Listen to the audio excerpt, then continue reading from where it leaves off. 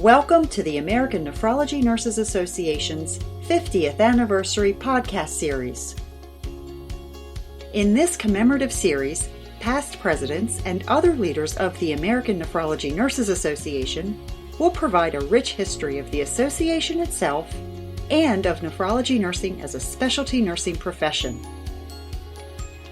The American Nephrology Nurses Association's 50th Anniversary Podcast Series is brought to you by the Nephrology Nursing Journal, the official journal of the American Nephrology Nurses Association. We are honored to present this episode, and we hope you enjoy these invaluable and enlightening nephrology nursing recollections.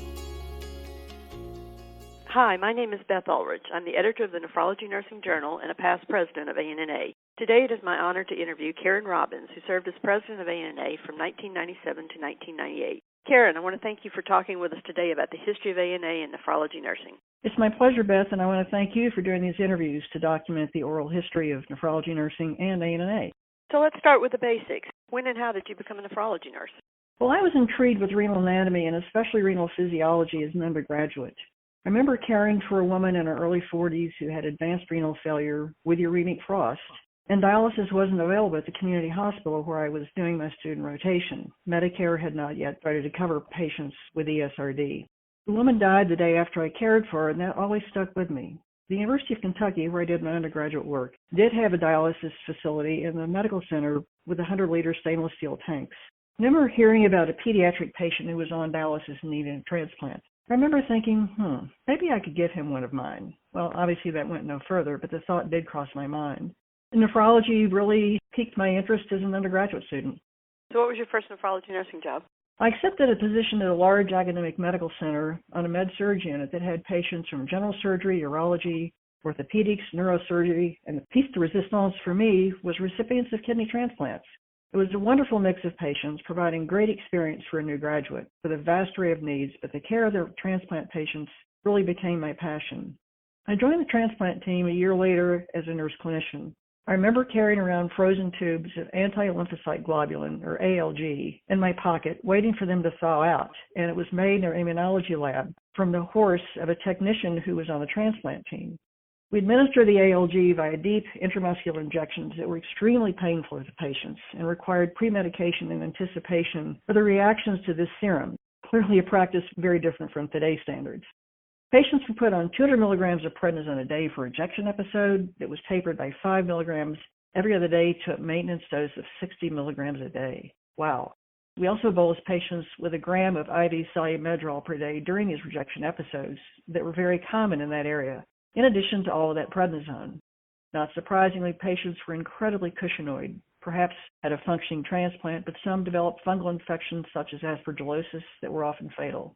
The 70s had abysmal statistics for both patient and graft survival, and in retrospect, it shouldn't be surprising, especially given what we know today. As I recall, we also had to cope with some steroid psychosis with all of that, too. Oh, we certainly did. We did indeed. Because of the reverse isolation as well as the drugs, it created a really hard environment for the patients, I think, and probably also for the nurses who had to stay in the rooms. And patients weren't hospitalized for 3 days or 5 days. They were in the hospital for at least a month. And exactly. Sometimes longer, and on reverse isolation all that time. Tell us about nephrology nursing, and ANA during your time as president in 1997 and 1998. A major theme of the year was one of collaboration among various facets of ANA, the larger nursing community, and the healthcare community at large. As is true every year within ANA, the work and outcomes are a reflection of the board of directors, the many volunteers and chapters who conduct the work of the association at all levels, all supported by the staff at Anthony J. Jannetti, our management firm, now for almost 40 years. I'd been active on the chapter's membership committee in 1990-91, then chaired by Taryn Warren Sims, when I was the first chapter's coordinator for the Northeast region, the association having just undergone organizational restructuring. So I established a strong alliance with chapters. The annual Congress of Chapters, as well as national and regional orientation, were held, now replaced by the Leadership, Education, and Development, or LEAD workshop at the beginning of the National Symposium. The Clinical Outcomes Research and Education Learning Institutes, or Core Learning Institutes, were held for the second year in 2 locations, addressing the needs of nurses in nephrology, especially those who are new to nephrology. There was also a fall meeting, Assessment and Critical Thinking Influence Outcomes in Nephrology, or ACTION, for experienced nephrology nurses. We developed orientation to the specialty under the direction of Chris Chmielewski. In anticipation of the requirement in 2000, nurses would be required to have 30 contact hours to sit for the CNN exam, the only certification exam offered at that time. And this was piloted in several sites around the country. We now have the certification review course that is offered in pre-conference workshops in concert with the National Symposium. The electronic age hadn't reached its full potential or exposure, so ANA Connected and the open forum did not exist. Audio conferences were used to reach more than 1,500 people throughout the year at multiple chapter venues, and were also a conduit for the board of directors to convey association activities. We did, however, appoint Jannetti Chambers as a consultant to evaluate our internet presence with recommendations for online services to address members' needs. So we recognize this is an avenue to meet those needs in a changing environment more than 20 years ago. Ahead of your time, what was the biggest challenge for nephrology or nephrology nursing or ANA during your presidency? Well, the Dialysis Outcomes Quality Initiative, better known as the DOQI guidelines, were brand new, and we were challenged with how to implement them. As an early step, we convened a focus group at the Management Advanced Practice Seminar in the fall of '97 to explore ways for ANA to be involved for their implementation. Marguerite Hartigan was appointed as our representative to the NKF DOQI Steering Committee for guideline implementation. The role of the advanced practice nurse was undergoing struggles for recognition and acceptance by physicians, and nephrology was certainly no exception. Christy Price Rabatoy, a champion for advanced practice nurses, was president the previous year and had worked with the RPA-ASN on our behalf to develop a collaborative statement about the role of the APRN in nephrology nursing. The RPA-ASN ANA Joint Position Statement on collaboration between nephrologists and advanced practice nurses was adopted to address these concerns, an example of continuity from one presidency to the next, implement changes for the association and our practice. This also represented a major step toward working collaboratively with the Renal Physicians Organization, and those conversations are ongoing to this day.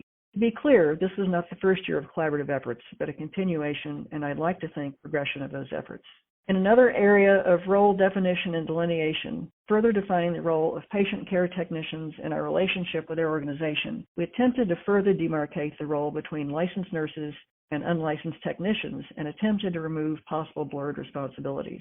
Carolyn Latham, who was president-elect at the time, co-chaired a collaborative task force with Jim Curtis, president of the National Association of Nephrology Technicians and Technologists, or NANT, in the development of a collaborative position statement, the role of unlicensed assistive personnel in hemodialysis. In the bigger arena of nursing, ANA was represented in the National Organization Liaison Forum, or NOLF, an umbrella organization of specialty nursing organizations, of which there are many. We submitted a jointly sponsored agenda item with the National Association of Orthopedic Nurses, or NAON, to foster collaboration of NOLF members with the American Nurses Association and healthcare-wide initiatives, particularly since ANA did not participate with NOLF. Since that time, NOLF has been dissolved, and the Nursing Organizations Alliance, under the umbrella of the American Nurses Association, is now the venue for specialty nursing organizations to come together to address common issues in nursing practice. On the other side, what was the biggest advancement for nephrology or nephrology nursing or ANA during your presidency? I've already talked about some of our successful collaborative efforts. In another initiative with the RPA and ASN, Elaine Colvin represented ANA in the workgroup's development of practice guidelines for the initiation and withdrawal of treatment, as well as end-of-life decisions. Also that year, Deb Brooks edited the third edition of the Certification Review Guide that was released for preparation for the certification exam. We developed a collaborative relationship with Sigma Theta Tau for a jointly sponsored research grant focusing upon chronic disease. It was the 75th anniversary of Sigma, and I had the privilege of representing ANA at that meeting, as well as exhibiting for ANA in the exhibit hall. I remember visiting Sigma's office where the names of nursing organizations were inscribed in bricks representing support of Sigma, and I found our ANA brick. I still have a picture of me pointing to our ANA brick at Sigma headquarters. On the ANA front, it was an absolute thrill to hold up the copy of the first edition of Contemporary Nephrology Nursing during opening ceremonies of the National Symposium in San Antonio. In hindsight, which is always 20/20, it was even more of a privilege as it was edited by the late Janelle Parker. Janelle was an integral part of the development of certification in nephrology nursing, was a past president of ANA and president of the Nephrology Nursing Certification Board, now the Nephrology Nursing Certification Commission, or NNCC, and she was the first president of the American Board of Nursing Specialties. She was such a visionary and was a huge loss to nursing in general and nephrology nursing in particular. We have so very much to thank her for, I regret that we are not able to do that due to her untimely death following a car accident. I share this information particularly for those who may not know the history of the origins of the Janelle Parker Memorial Lecture held every year at the National Symposium, and it is she that we remember with this lecture every year. What do you see for the future of ANNA and nephrology nursing? As so many other past presidents have said in these interviews, I also believe more self-care will move into the home, even though there's always been a push for home and self-care. I also think there's a viable future for gene therapy and creating individually crafted kidneys for transplantation. With respect to ANNA, we've always been an advocate for patients. When the conditions for coverage were undergoing revision, it was our persistence to ensure that a registered nurse be present in a hemodialysis facility, and that is in the regulations today. In talking with nurses today and reading posts on the ANNA Open Forum and ANNA Connected, it's becoming apparent that we may be returning to an era in which we must again advocate for patients and the nurses caring for them. Stories of patient care technicians dialyzing patients in critical care units where patients are sicker and have more technology supporting life are increasing, and a PCT is simply not prepared to assess patients and their response to dialysis interventions. That is certainly not a criticism of techs, but rather a reflection of the nurse's preparation and role that is required to assess the patient status. The research that you, Beth, and Tammy Keir have done on the work environment underscores the need for nurses and ANNA to again advocate for both nurses and our patients. I'm confident that ANNA will continue to rise to the occasion for the safety of our colleagues and the patients in our care. So before we end, what else would you like to share about your nephrology nursing experience? Any other thoughts? How did your work with ANNA influence your career? My experience in an ANNA have had a profound and incredibly positive influence on my career. My career path would have been markedly different without ANNA and no doubt much less diverse. There's so many options for nurses practicing in nephrology, and my involvement in ANNA certainly opened doors for me. While serving on the board of directors as Northeast Regional Vice President, I got to know Gail Wick, then past president of ANNA, for her first term. I joined Gail's company at the time, Gail Wick & Associates, as a faculty member and traveled around the country providing all-day seminars, most frequently Dialysis 101. I also developed an all-day seminar for non-nephrology nurses on the care of patients with chronic kidney disease. And again, this was in the early to mid-90s. My contact with Gail also opened the door to becoming a legal nurse consultant, nurse expert witness. I've served in that capacity on probably 25 or 30 cases over 25 years, almost exclusively on the vent side, supporting nephrology nurses using the many ANNA publications and supporting evidence, recognized by the courts as valid resources representing the standard of care. That was a role I never would have thought about pursuing, but did so successfully as a result of my ANNA connections. Without my various roles, experiences, and networking, being asked to serve as associate editor of the Nephrology Nursing Journal would never have happened. I vividly recall receiving a call from you, Beth. I believe it was a Sunday evening. I wondered why you were calling, because while we knew each other casually, we were just casual acquaintances in ANNA, and at that point, both past presidents. When you asked me to consider being the associate editor, I have to say I was flattered, terrified, humbled, exciting, and fearful if I could measure up to the high expectations I held and still hold for the journal. Even though I had published in journals and textbooks and had spoken a fair amount, I was reassured by your words of encouragement that you would mentor me in editing as you had extensive experience as an editor. 16 years later, here we are, and I'm still honored to hold this position, which I revere, not to mention the privilege it's been to work with you through the years. Finally, I would be remiss if I failed to mention Ron Brady, our former executive director. Ron passed away unexpectedly at the age of 49 during my presidency. He was our executive director for 18 years, and we were the first organization he managed at A.J. Jannetti. He was a coach and mentor to many, myself included, and was a quiet, stabilizing presence behind the scenes. For those who don't know the origins of the Ron Brady Memorial Award for Excellence in Volunteer Leadership, this award, given annually, memorializes his extraordinary contributions to leadership and volunteerism in our association. What kind of final word would you give or advice would you give to nephrology nurses today? Get involved in the organization. I know we need card-carrying members, but we also need people to volunteer. I've had the opportunity to meet just extraordinary nurses and leaders with a strong commitment to our profession and specialty. I heard Marla Weston speak earlier this year, the former CEO of ANA Enterprises. She talked about nurses being social beings who like to be around other nurses. She says to have a successful career in nursing, it's important to surround yourself with other nurses who are successful. I now recognize that's exactly what I did without realizing all that I would benefit from it. I surrounded myself with successful nurses in ANA. It's been wonderful to work with so many volunteers, and some of my closest friends are nurses with whom I've served in the association. An extraordinary friendship benefit I never anticipated. So thank you, ANA, for a richly rewarding experience that has contributed to my career and both my personal and professional lives. Karen, I want to thank you for your service and leadership as president of ANA and also as an associate editor for the journal, and for allowing us to interview you. We very much appreciate you taking the time to talk with us today. Thank you. Thank you, Beth. The American Nephrology Nurses Association's 50th anniversary podcast series is brought to you by the Nephrology Nursing Journal, the official journal of the American Nephrology Nurses Association.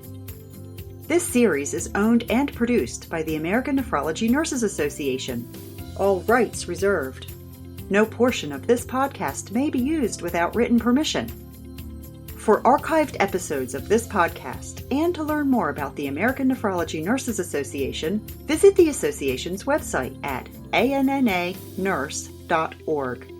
You can also subscribe to this podcast on iTunes, Google Play Music, Spotify, Stitcher, TuneIn Radio, our hosting site Spreaker, and other various podcast delivery services.